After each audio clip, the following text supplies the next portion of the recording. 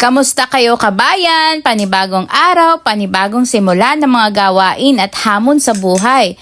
Gaya ng karaniwan na inihatid ko ang anak ko sa school at dahil walang pasok ngayon kaya kailangan ko siyang ihatid sa kanyang summer class.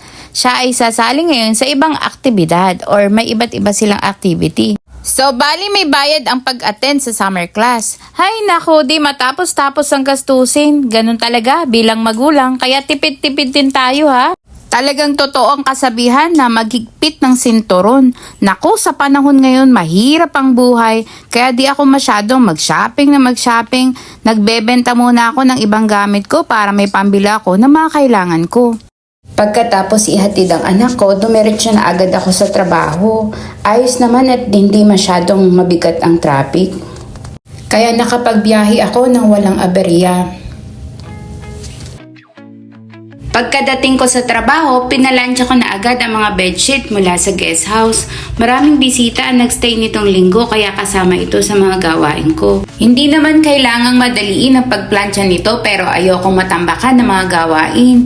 May kasabihan nga, kung kaya mo namang gawin ngayon, huwag mo nang ipagpabukas pa. Naman ganong kahirap ang pagplansya para sa akin kasi nasanay na rin ako. Ikaw ba naman araw-araw mo na ang gawain? Pagkatapos kong plansyahin at tiklupin ang mga nilaban kong tuwalya at bedsheet, nilalagay ko na agad sila sa mga cabinet para ma-organize ko lahat. Medyo simple lang cabinet namin dahil kasalukuyang nire-renovate ang bahay na ito. Bilang kasambahay, kasama rin sa mga gawain ko ang pag-aayos ng mga gamit, lalo na ang mga damit. Kaya mahalaga na may ganitong skills ka. Di naman kailangan maging perpekto pero ang importante ay magampanan mo ng maayos ang trabaho mo. Bilang kasambahay, mahalaga ang mga skills na ito. Ilan dito yung pag-aayos ng mga gamit sa tamang lugar na kung saan ilalagay mo siya ng ayos, paglilinis at pagpapanatili ng kaayusan ng bawat silid, pagpaplansya at pagtitiklop ng mga damit, pagiging maingat sa mga gamit at ari-arian ng may-ari ng bahay. Kaya mahalaga ang pagiging disiplinado, hindi lamang sa trabaho kundi pati na rin sa personal na buhay. Bilang kasambahay, ang pagiging disiplinado mo sa trabaho ay maaring mag-reflect din sa pagiging responsable mo sa sarili mong buhay at tahanan. Maya-maya ay nag-breakfast muna ako. Mahalaga din na mag-break ka muna para magkaroon ka ng lakas at energy sa buong araw. Pagkatapos ay kaagad akong nagtungo sa taas sa guest house para takpan ng cover o lagyan ng cover ang main bed doon. Mas mabuti nang lagyan ng cover kaagad. Kung sakali mang meron hindi inaasahang bisita na darating ay nakaredy na ang higaan. Buti nga at sinamahan ako ng katrabaho ko kaya naging madali sa akin na makoberan ang higaan. Siya yung katrabaho ko na laging tumutulong at madalas na may pagkukusa sa pagtulong. Maganda na may ganito kang katrabaho, mas mapapagaan ang lahat. Mahirap pa naman magpalit ng cover ng higaan kapag mag-isa ka lang, lalo na kung malaking higaan yung papalitan mo. Ang ginagamit ko sa amin ay ordinaryong blanket lang, hindi yung mabigat na gaya ng duvet. Naku, matrabaho ang ganyang klase ng cover sa higaan, tapos makapal pa yung blanket. Kaya ako okay na sa akin yung ordinaryong kumot lang, di masyadong komplikado at matrabaho, lalo na sobrang busy ko sa buhay. Kaya maganda talaga kapag may katrabaho ka na tutulong sa'yo at hindi nagbibilangan ng gawain. Kapag kasi nagtutulungan kayo, maaring hati-hatiin nyo yung mga gawain upang mas mapadali yung pagtatapos ng trabaho. Sa pagkakaroon kasi ng katulong o tulungan nyo sa isa't isa, mas mabilis matatapos ang mga gawain at mas maraming oras para sa ibang importanteng gagawin. At ganun, iwas stress din kasi ang pagkakaroon ng katulong o nagtutulungan kayo, maaring makapagbawas pa ng pagod sa trabaho o maging mas mapahusay pa yung trabaho mo.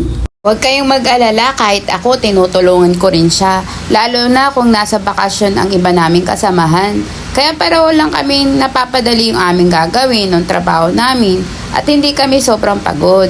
Malapit na kaming matapos, sakit na nga ng likod ko dahil marami na din akong nilaban sa baba. Panghuli na yung ilalagay namin, yung Dubai cover. Kita mo, kahit yung cover ng Dubai ay pinalitan din namin. Minsan lang dapat sa isang linggo, alam ko umabot na ng isang linggo yan. Kaya sabi ko sa kanya, mas mabuti pa na palitan para kung sakaling may bisitang dumating, di na kailangan palitan.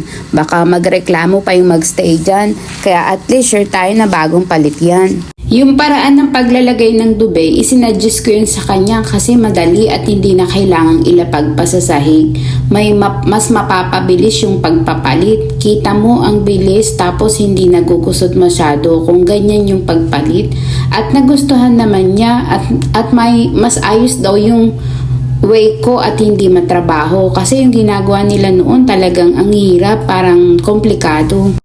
Tapos itali nyo lang sa dulo, konting ayos lang, tutuwid at yung downy wrinkles, malaking tulong siya sa amin.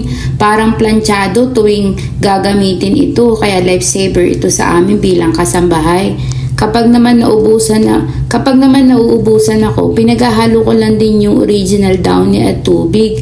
Tansyahin nyo lang, talagang pareho lang siya. Kaya talagang tuwid na tuwid ang higaan at mukhang presentable at malinis. Sinisigurado namin na lahat ay maisprayan bawat sulok para talagang mamaya tuwing tuwid na kapag natuyo ito. Kapag naman hihiga kaya talagang mamaya ito yung tuyo na. Pagkatapos ay dumiretso na ako sa tanghalian ko, salad lang at manok ang aking inulam kasi nga gusto ko talaga makapag-diet, sana makapag-diet. Marami na akong nagawa, marami na akong nalinis, mga toilet, tapos iba't ibang kwarto, talagang ganun. Pagkatapos nga ay tinulungan niya ako na maglinis ng aking baunan. Kasi lagi kami nagbabaon pero ginagamit lang namin yung aming plato dito na papel na plato. Ayan mga kabayan, salamat sa inyong pakikinig, panonood sa aking munting isinare ko sa inyo na aking gawain bilang kasambahay. Sana ay may natutunan po kayo sa amin. Salamat po sa inyong pagsuporta at pakishare na rin po para po may matutunan po sa pagiging kasambahay. At talagang magandang trabaho ito. Hindi dapat maliitin ang trabaho bilang kasambahay. Sige po, marami pong salamat.